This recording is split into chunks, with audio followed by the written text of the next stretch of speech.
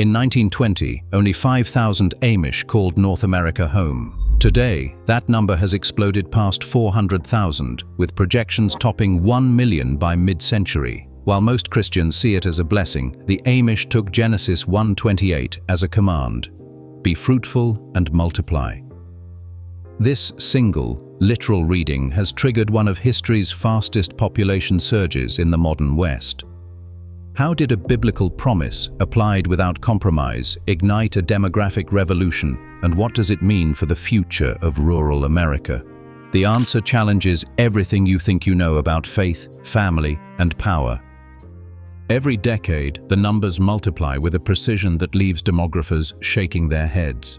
In 1920, the Amish were a footnote, just 5,000 souls scattered across North America, their presence barely registering in census records. By the year 2000, the population had soared to nearly 178,000. Fast forward to June 2025, and the count stands at 410,955. That is a 131% increase in just a quarter century. The growth isn't a blip, it is a pattern. On average, the Amish population doubles every 20 years. In 2024 alone, over 10,000 new members were added, the equivalent of a small city springing up in a single year. If this pace holds, projections show more than 1 million Amish living in North America by 2050. The numbers defy the trends seen everywhere else in the developed world. While birth rates in countries like South Korea and even the United States have plummeted, the Amish line on the population graph bends sharply upward, year after year. Church districts, the backbone of Amish community life, have ballooned from 1,335 in 2000 to over 3,100 in 2025. New settlements appear almost every month, stretching into 32 states and 4 Canadian provinces. Stephen Nolt, a leading scholar at the Young Center for Anabaptist Studies, puts it plainly: large families and 80 to 90% retention yield doubling every 20 years. The math is relentless. Each new generation is larger than the last, and nearly all children stay within the fold. There's no outreach, no conversion campaigns, just an internal engine of growth fueled by families with 6, 7, even 9 children. The scale is almost surreal. If the current trajectory continues, demographers predict the Amish could outnumber the entire population of the United States in just over 2 centuries. For now, the reality is staggering enough. A group once on the margins, now expanding at one of the fastest rates in the Western world. All of it, they say, rooted in a single, unwavering commitment. The story behind these numbers is not just about statistics, it's about a promise and a way of life that has turned a biblical mandate into a living, multiplying reality. Genesis 1:28 reads, "Be fruitful and multiply and replenish the earth." For most Christians, these words are familiar, folded into the opening pages of the Bible. Many see them as a blessing or an ancient encouragement, something spoken to distant ancestors. But among the Amish, this verse stands as a direct instruction, one that shapes daily life and the future of the entire community. In Amish homes, the command is not up for debate. An elder from Holmes County once explained, "God's word is plain. He says to multiply, so we do." There is no footnote, no caveat. The verse is read just as it appears in the Old King James Bible, handed down through generations. This literal approach is not an accident. Amish tradition comes from a deep stream of Anabaptist thought, where scripture is taken at face value. The world may reinterpret, but the Ordnung, the unwritten code governing Amish life, holds fast. The contrast with mainstream Christianity is stark. While many denominations view Genesis 1:28 as a story of beginnings or a poetic ideal, the Amish treat it as a living command. This means more than simply welcoming children. It means actively refusing anything that would block the path to new life. Birth control in any form is forbidden. To limit family size is seen as stepping outside God's will, a line not to be crossed. Bishop statements passed down in sermons and community meetings reinforce this. To close the womb is to close the blessing. Testament scholars have observed how this literalism sets the Amish apart. Dr. Sarah Kelly, who has studied religious demography, puts it this way: For the Amish, Genesis 1:28 is not a relic. It is a present tense commandment. Their entire demographic story flows from this single reading. This belief is not theoretical. It is lived out in the structure of every family, in the rhythm of daily chores, and in the laughter of children who fill the fields and schoolhouses.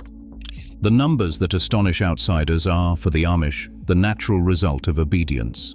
A promise made thousands of years ago, carried forward one child at a time, shapes the destiny of a people who have chosen to take ancient words literally and let those words multiply. On a quiet lane in Lancaster County, the Miller family's farmhouse bustles with the energy that only 7 children can bring. Morning starts before sunrise. Anna Miller, mother of the clan, stands at the stove, flipping pancakes while her youngest tugs at her apron. By 6:30, the kitchen table is full, bowls passed down, laughter rising above the clatter of spoons. The oldest, Jacob, already knows how to harness a team of horses. His sisters, Ruth and Miriam, sweep through chores with practiced hands, gathering eggs and feeding calves before most American teenagers wake up. Across the United States, the average household now has fewer than 2 children. But for families like the Millers, 6 or 7 is just the beginning. In Amish communities, this is not an exception, it's the rule. The Centers for Disease Control reports that American women now average 1.6 to 1.9 children, a number that has fallen steadily for decades. The Miller family, and thousands like them, live a reality that stands in sharp contrast to the shrinking families seen everywhere else. Every child is welcomed as a blessing, a living answer to a promise as old as Genesis. Anna, with a gentle smile, explains that each new baby brings more than extra work. They bring more hands to help, more voices to sing, more stories to share around the table. In this world, siblings are not rivals for attention, but teammates in daily life. The older children guide the younger, passing down skills and stories as naturally as breathing. For the Millers, there is no talk of limiting family size, no calculations about college funds or retirement savings. Their home is built on a different kind of math, one where abundance is measured in laughter, shared chores, and the steady rhythm of boots on the barn floor. Here, the numbers on a page become faces around a table, each one part of a living tradition that continues to grow. Aaron stands at the edge of a gravel lane, his straw hat tilted back, watching the sun slip over the fields. He's 17, the age when Amish youth step into Rumspringa, the so-called running around years. Outsiders picture wild parties and secret cell phones, but for Aaron and most of his friends, the reality is quieter. There are gatherings, yes, and the occasional borrowed pickup, but the boundaries still hold. The church is never far away, and neither is family. Each year, hundreds of Amish teenagers face the same crossroads. They can taste freedom, try on the outside world, and decide for themselves, stay or go. National surveys show that, in American religious groups, only about half of young adults stay in the faith they were raised in. Among the Amish, the numbers are different, astonishingly so. 85 to 90% of youth choose baptism, pledging themselves to the Ordnung and the community for life. That's not just high, it's almost unheard of in modern America. Aaron's decision unfolds at the kitchen table, with his father, a church deacon, sitting across from him. There's no pressure, at least, not in words.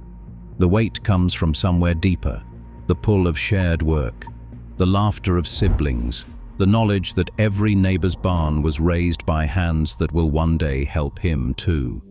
The church offers no promises of wealth or status, only belonging.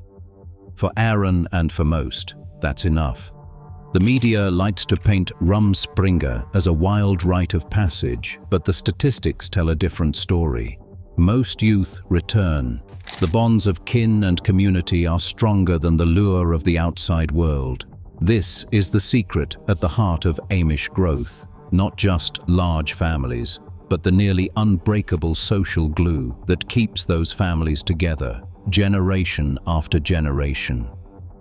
A barn rises in a single day, timber by timber, as dozens of neighbors work side by side, each family contributing hands, tools, and time. For the Amish, this isn't just tradition. It's the backbone of an economic system that makes large families not just possible, but practical. In a world where raising a child is often counted in thousands of dollars, the Amish approach is radically different.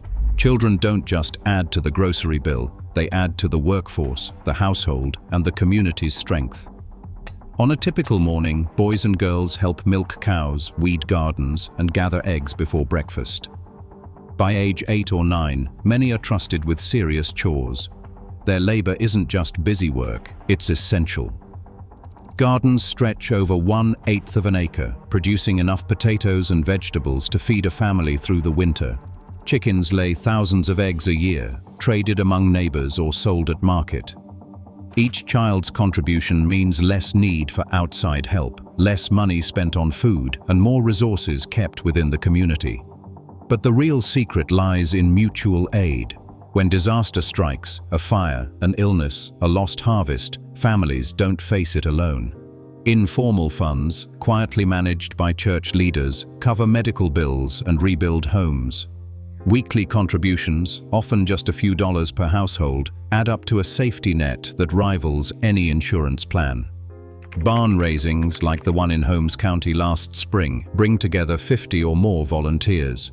What would cost tens of thousands in the outside world becomes a day's work, repaid not with cash, but with future help when it's needed most. A rural economist from Ohio State describes it as a compounding effect. Early marriages, often in the early 20s, mean more generations alive at once. Grandparents, parents, and children all working together create an engine of productivity. Each new household adds not just mouths to feed, but hands to build, plant, and trade. The result is an economy where abundance grows with every generation, and where the strength of the community is measured in shared labor and mutual trust. A line of black buggies moves through the Wyoming dawn, wheels crunching over gravel that was prairie grass a few months before.